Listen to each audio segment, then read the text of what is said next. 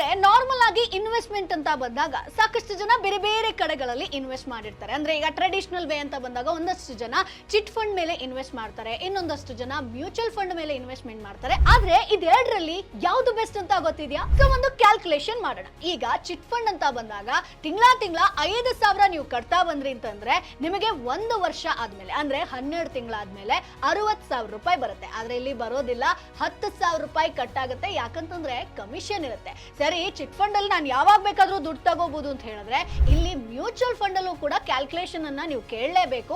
Mutual fund ಅಲ್ಲಿ ನೀವು ತಿಂಗಳ 5,000 ಕಟ್ತಾ ಬಂದ್ರಿ, 1 ವರ್ಷಕ್ಕೆ 60,000 ಅಂದ್ರೆ ಒಂದು 12% ರಿಟರ್ನ್ ಅಂತ ಅಂದ್ರೂ ಕೂಡ ನಿಮಗೆ 67,200 ರೂಪಾಯಿ ಸಿಗುತ್ತೆ. ಅಂದ್ರೆ 7,200 ರೂಪಾಯಿ ಲಾಭ ಬರುತ್ತೆ. ಸೊ ಈಗ ನೀವೇ ಹೇಳಿ, ಚಿಟ್ ಫಂಡ್ ಬೆಟರಾ, ಮ್ಯೂಚುವಲ್ ಫಂಡ್ ಬೆಟರಾ? ಕಮೆಂಟ್ ಬಾಕ್ಸ್ ಅಲ್ಲಿ ತಪ್ಪದೇ ತಿಳಿಸಿ. बॉस वाला, बी द बॉस।